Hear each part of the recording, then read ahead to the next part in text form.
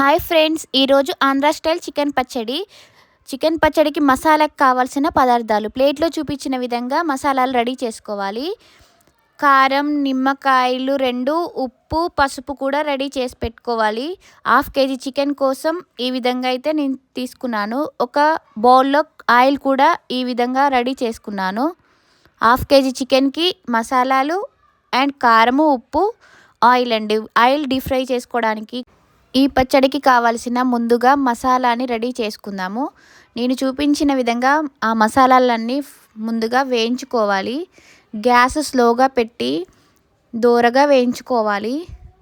అవి వేగుతుంటే మంచి స్మెల్ వస్తుంది. అప్పుడు అర్థమవుతుంది మనకి మసాలాలు వేగాయని. ఫుల్ గ్యాస్ పెడితే మాడిపోయే అవకాశం ఉంటుంది.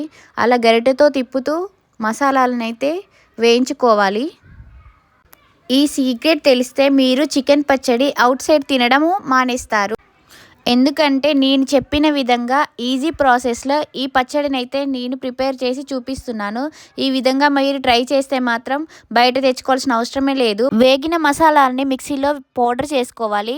1/2 కేజీ చికెన్ని ఉప్పు, నిమ్మకాయతో కడిగి శుభ్రం చేసుకున్న దాంట్లో కొంచెం ఉప్పు, కొంచెం పసుపు, కొంచెం ఆయిల్ వేసి కలుపుకోవాలి. ఆయిల్ వేయడం వల్ల కడాయిలో చికెన్ వేసినప్పుడు అంటుకుపోకుండా ఉంటుంది. అందుకని ఆయిల్ వేస్తారు.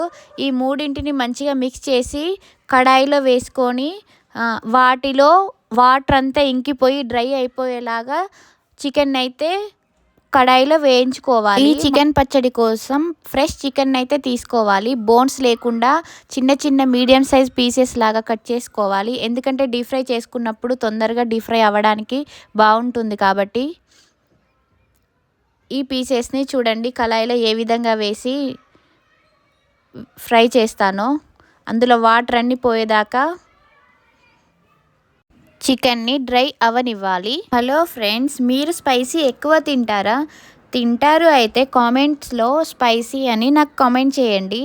ఇలా కామెంట్ చేస్తే స్పైసీ తినే వాళ్ళు ఎక్కువ ఉంటే స్పైసీ రెసిపీస్ ఎక్కువ చేసి యూట్యూబ్లో అప్లోడ్ చేస్తాను.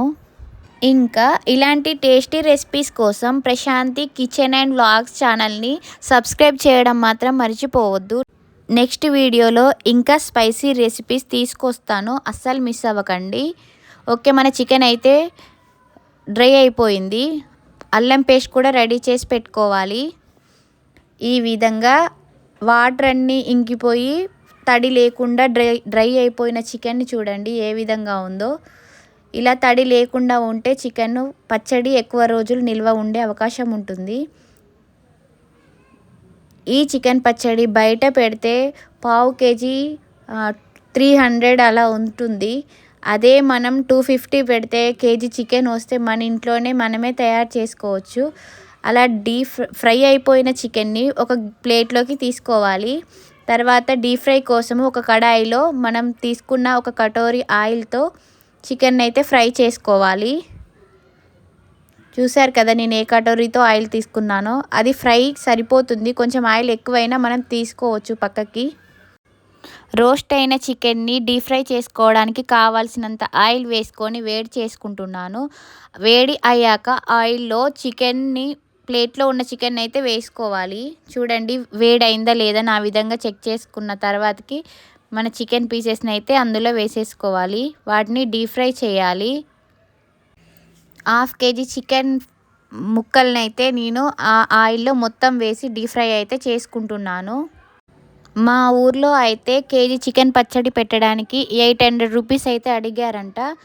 ఇంకా ఎందుకు అన్ని డబ్బులు వేస్ట్ చేయడం అని చెప్పేసి మా వాళ్ళైతే నేను చెప్పిన విధంగా కరెక్ట్ మెజర్మెంట్స్తోనైతే రెసిపీని అయితే ప్రిపేర్ చేసుకున్నారు. కరెక్ట్ వచ్చిందని చెప్పారు. నేను చెప్పిన విధంగా చేసుకున్నారు. డబ్బులు వేస్ట్ చేయడం ఎందుకని చెప్పేసి. ఈ పచ్చడికి సీక్రెట్ ఏంటంటే మసాలాలు స్లో ఫ్లేమ్లో ఫ్రై చేయడం వల్లనే పర్ఫెక్ట్ ఫ్లేమ్ వస్తుంది. ఇదే మెయిన్ సీక్రెట్. ఇందులో మసాలాలో ఆవాలు, మెంతులు వేయడం మాత్రం మర్చిపోవద్దు. చికెన్లో ఆవాలు, మెంతులు వేస్తారా అని అనుకుంటారు, కానీ కంపల్సరీ వేయాల్సిందే. ఆయిల్ సపరేట్ అయ్యే వరకు చికెన్ని రోస్ట్ చేస్తే టేస్ట్ నెక్స్ట్ లెవెల్కి వెళ్తుంది. ఈ స్టేజ్లో ఫ్లేమ్ స్లోగా ఉండాలి. అప్పుడే చికెన్ లోపల దాకా ఫ్రై అయిపోతుంది. ఇదే main secret. Chicken pieces deep fry అయిన తర్వాత ఆయిల్ ఎక్కువగా అనిపిస్తే ఆ విధంగా మనం ఒక గిన్నెలోకి అయితే ఎక్స్ట్రా ఆయిల్ని తీసుకోవాలి. ఈ ఎక్స్ట్రా ఆయిల్ని చికెన్ కర్రీస్లో కానీ చికెన్ నాన్ వెజ్ కూరలో వేసుకుంటే బాగుంటుంది. ఎక్స్ట్రా మిగిలిన ఆయిల్ని నాన్ వెజ్ కర్రీస్లో వేసుకొని వాడుకోవాలి, వేస్ట్ చేయకూడదు. ఈ పచ్చడికి అంత ఆయిల్ అయితే సరిపోతుంది. డీప్ ఫ్రై అయిన చికెన్లో ఎంత ఆయిల్ ఉందో చూడండి, కళాయిలో చూపిస్తున్న విధంగా. ఆ డీప్ ఫ్రైలో ముందుగా మనం ప్రిపేర్ చేసిన అల్లం పేస్ట్ వేసుకొని వేయించుకోవాలి. గ్యాస్ కట్ చేయాలి, ఎందుకంటే ఆ వేడికే అల్లము ఫ్రై అయిపోతుంది. ఇంకా గ్యాస్ బంద్ చేసి ఈ అల్లం పేస్ట్ వేసుకొని ఆ వేడిలోనే అల్లం పేస్ట్ని అయితే చికెన్ని కలుపుకోవాలి.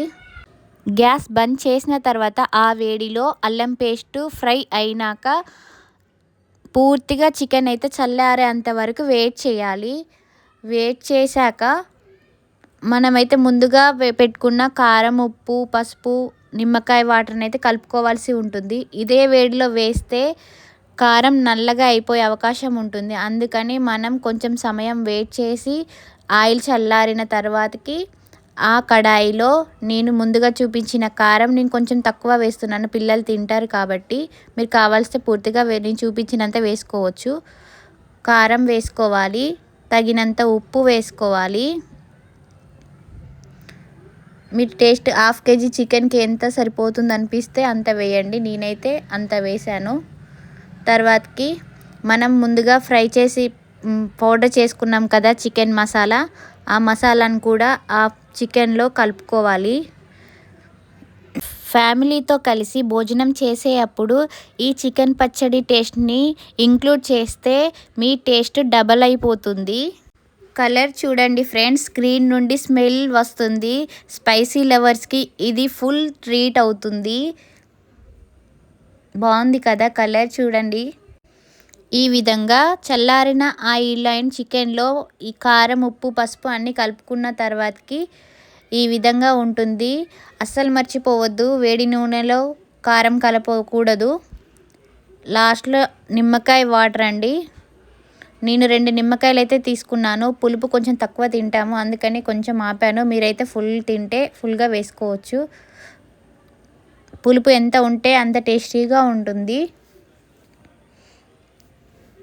చూడండి ఫ్రెండ్స్, మన పచ్చడి ఏ విధంగా ప్రిపేర్ అయిందో వీడియోలో చూస్తుంటే మీకు ఏమనిపిస్తుంది? మన పచ్చడి పర్ఫెక్ట్గా అనిపిస్తుందా?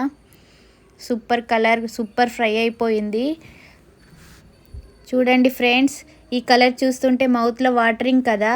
మసాలాలు స్లో ఫ్లేమ్లో ఫ్రై చేయడం వల్లనే పర్ఫెక్ట్ ఫ్లేమ్ వస్తుంది. ఈ విధంగా మన చికెన్ పచ్చడి అయితే రెడీ అయిపోయింది. ఈ విధంగా మీరు ట్రై చేసి టేస్ట్ ఎలా వచ్చిందో నాకు కమెంట్ చేయండి. నా రెసిపీ కనుక నచ్చినట్లయితే ప్లీజ్ లైక్ చేయండి, షేర్ చేయండి, సబ్స్క్రైబ్ చేయడం మాత్రం మర్చిపోవద్దు. లైక్ చేయడం వల్ల నా రెసిపీని ఇంకా కొంతమందికి దగ్గరికి చేర్చిన వాళ్ళు అవుతారు. ఇంకా మరెన్నో వీడియోస్ తీసుకొని మీ ముందుకు వస్తాను. మీరు మాత్రం సబ్స్క్రైబ్ చేయడం మాత్రం మర్చిపోవద్దు. నేను చెప్పిన సీక్రెట్స్తో చికెన్ పచ్చడిని ఈ విధంగా తయారు చేస్తే అవుట్ సైడ్ నుంచి తెచ్చుకోవడమే మానేసి ఇంట్లోనే ప్రిపేర్ చేసుకొని ఫ్యామిలీతో ఈ చికెన్ పచ్చడితో ఎంజాయ్ చేస్తారు. Okay friends, thank you.